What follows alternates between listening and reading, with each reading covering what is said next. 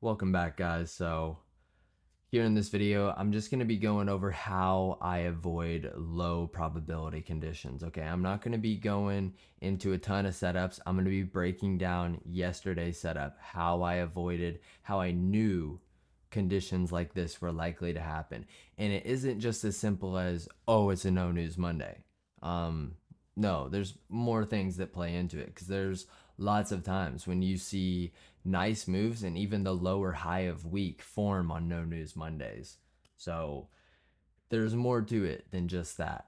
So let's get into it here. So going into the week, yes, one, the economic calendar does play a pretty big role, but a no news Monday alone by itself doesn't just make me avoid it um, as a whole. But whenever you have a week like this, when we have high impact news every single day but Monday, then yes, you are likely to see these choppy consolidation conditions, especially when it's a Monday. It is the first day of the weekly power of three. Okay, so you're likely going to see that accumulation to set the stage for the rest of the weekly power of three. Um, but there's also signs that it gives on the lower time frame. So let's break that down here, what they were doing. So as we were going into the morning, I was actually potentially interested in taking a long, and I mentioned this with the Discord. And here, as we're going through the video, I'll be popping up some messages that I was sending at these times. So as we were going into the morning here, we had SMT with the previous day low. So here after this move down, the ES was taking out Friday's low. NQ was still short of that. Um, but what also happened with NQ was they left this candle here with no wick. So I was wanting to see us come back for that. Um, but ideally, I wanted to see us stay short of that previous day low. I did not want to see that taken because that was the main SMT we were seeing here for an upside setup. One of the other things that really played into me wanting to see us go back up was how they treated the midnight open. They just traded straight down from it. Pretty much all the price action took place under the midnight open. We don't have to refer back to it, but that is one of the reasons I was wanting to see us go back higher. We are also moving below the weekly open. There, it was very hard to trust a high up here for now. So going into the morning, I was either looking for longs or I was fine sitting today out because I came into the day planning to be picky, to sit today out, knowing the news we had. We had no news today, but we had high impact news every single other day this week. So for me to long, I was really wanting to see a double SMT. So I wanted to see a second SMT form and I wanted to see us run down, take the current low of day on NQ. So I said this at 9:58. Ideally for me to long, I would love to see NQ take the low of day but stay short of the previous day low, leaving relative equal lows and then rally back to midnight. And then if we don't see that double SMT at the lows, I'll be fine staying on my hands today. Um, so I said that at 9:58. So let's zoom in here to the 5 minute a little bit more so we can see that.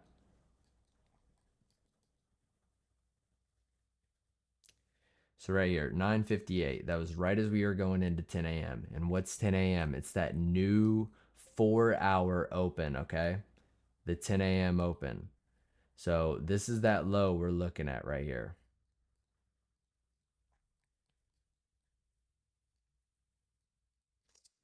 So notice what we did right off 10 a.m. Well, they dropped it at 9:55 and then we created equal lows with that low. We took out the current low of day exactly as I wanted, and we stayed short of taking Friday's low. But why did I not long? Well, for one, ES was the stronger asset. It was failing to take the current low of day. So I was more interested to long the ES here. But just look at what they did here right at the 10 a.m. open on ES. They opened 10 a.m.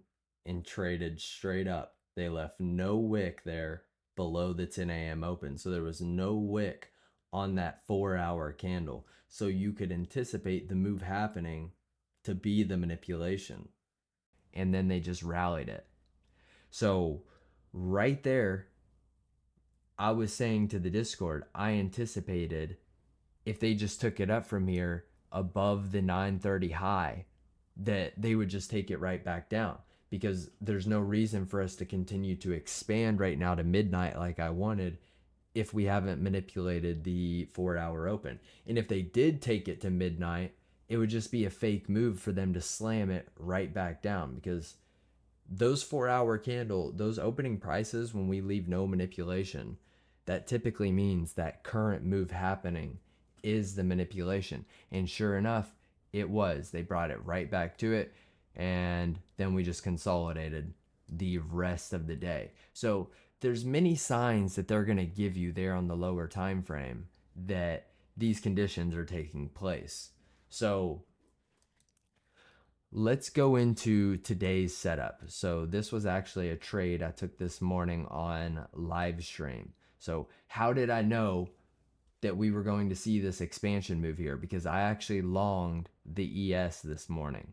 How did I know we were seeing this expansion move and not just seeing chop like yesterday? Well, let's dive into it here, because this whole night, I woke up last night, I was looking at London, I was looking early this morning because we had 8:30 data, but there was no true manipulation taking place at any of those times.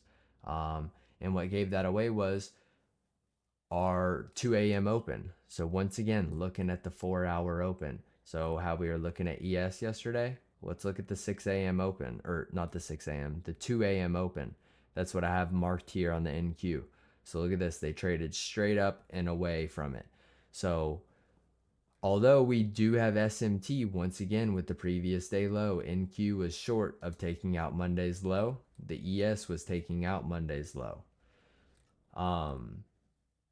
There was still no true manipulation there based on where they gave the power of 3 opening price, okay? Because they opened the 4 hour open here. So as I was saying, you can reasonably anticipate that current move to be the manipulation, and it was. They took it back up, manipulated the weekly open there, and that was the high. And this actually wouldn't have been a bad short on NQ. This move up that they gave right here, let's look at it a little bit more. Look at the 6 a.m. open right here. NQ came up short of manipulating that 6 a.m. open. The ES manipulated the 6 a.m. open right here. On this move up, the 6 a.m. open was right here. So the ES was manipulating that, as well as the weekly open. NQ coming up short there, and then boom, down into a new low of day. And also, if you've watched my one shot, one kill video, that was a one shot, one kill setup. They manipulated the midnight open into a breaker, and look at that. Look at that sell off. And then this was actually the opposite for what we did on the ES. So I'll turn on my executions here so you can see. We long the ES here. So how I just showed you the midnight manipulation into the breaker for the bearish setup on NQ, the exact same here on the ES. Look at this. They run it down, manipulated below the midnight open, right onto the breaker. That's where we longed on live stream and took it right up to where? 2 to 2.5 standard deviations, okay? And I was actually wanting to see us go for the previous day high, okay, all the way up here, and go for this 3.5 to 4 standard deviations. But how did I know to take it off there at 2 to 2.5 that we weren't going to reach all the way for that? Well, look at the correlation. NQ is making new low of day, new lows of day, while ES is making new highs of day. The correlation was very offset. There's no reason to be greedy during these times, okay? Because now we're seeing the conditions where it's likely to chop. Because notice how I mentioned the day before, whenever they gave the 10 a.m. open and then they traded straight up and it was a fake move, it's exactly what happened again here, and why I took it off up here. They opened the 10 a.m. open and just rallied straight away into the standard deviation levels. To me, that was obvious this was a fake move higher here, and why I wanted to just go ahead and take my profits. There was no reason for us to trade to 3.5 to 4 standard deviations, okay? So just thought I'd give a quick rundown here of how I'm avoiding when price is not expanding, how I'm waiting for these times when price is expanding. Like, just look at this chart here. The whole time we were just slightly moving, going sideways. I avoided all of this. But then the few times here when they give the big candles, I was in for that. And not only that, we bought at the low, sold the top. Okay. It's not random, it's happening all the time. There is so much logic that comes with this theory. It's actually insane. So, once again, I'm going to just pop up some messages here from the live stream of other people's profits. It was a good day. And hopefully, you all are getting something from these videos. Hopefully, you're able to trade just like this, because everyone in the Discord this morning, we all had the same idea, the same bias. And this is how you know this stuff works. I'm doing it live, and everyone is seeing results. Okay, others' results speak louder than myself. All right, so hopefully you got something from this. I'm out of here. Later.